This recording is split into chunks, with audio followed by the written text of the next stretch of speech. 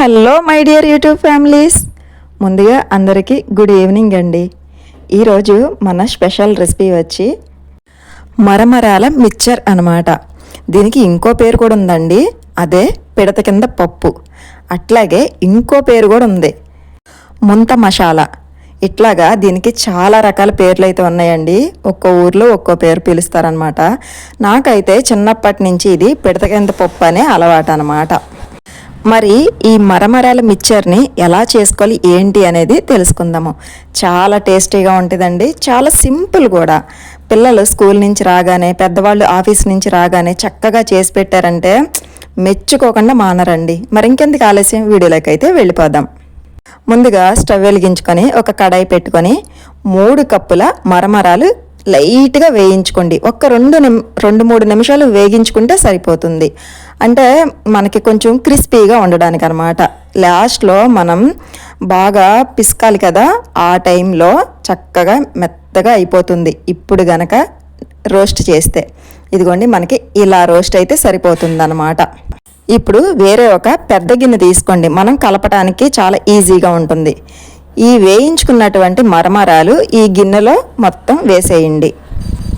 ఈ రెసిపీ కానీ మీరు ఇంట్లో చేస్తే మీ పిల్లలు కానీ పెద్దవాళ్ళు కానీ ఎవ్వరూ కూడా మిక్చరీ బండి దగ్గరికే వెళ్ళరండి, అసలు అడగరు కూడా.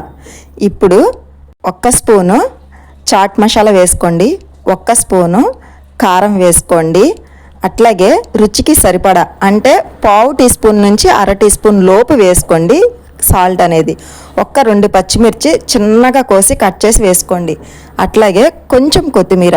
నేను ఈ సైజు ఉల్లిపాయని 1 ఇట్లాగా ముక్కల కింద చేసి వేస్తున్నానండి. టమాటా అయితే గనక ఇదిగోండి ఈ సైజు టమాటాని 1.5 వేసాను అనమాట. అంటే 1 టమాటా కంప్లీట్గా వేయగా 1 అరబద్ద టమాటా ఎక్స్ట్రా వేసాను. ఇప్పుడు మనం ముందుగానే వేయించి పెట్టుకున్నటువంటి పల్లీలు అంటే వేరుశనగ గుళ్ళు 3 గుప్పెళ్ళు వేసుకోండి. అట్లాగే 1 నిమ్మకాయ, పెద్ద సైజు అయితే కనుక 1 తీసుకోండి, చిన్న సైజు అయితే కనుక 2 నిమ్మకాయలు చక్కగా వడకట్టి వేసుకోండి.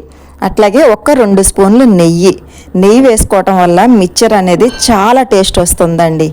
ఇవన్నీ వేసిన తర్వాత మన బలమంతా ఉపయోగించి గట్టిగా పిసుకుతూ ఇదంతా కూడా రెడీ చేయాలన్నమాట. ఇదిగోండి మనకి ఇప్పుడు గిన్నెలో సగానికి ఉంది కదా, మనకి తగ్గుతూ ఉంటుంది చూసారా.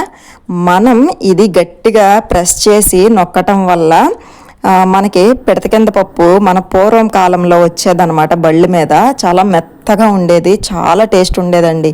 ఇప్పుడంటే అలా ఆడించేసి ఇచ్చేస్తున్నారు, కానీ అసలు మన చిన్నతనంలో అయితే ఇట్లాగే చేసేవారు అనమాట. ఇదిగోండి ఈ రకంగా వస్తుంది ఫైనల్గా అయితే. అంతే అండి, చాలా సింపుల్ అనమాట.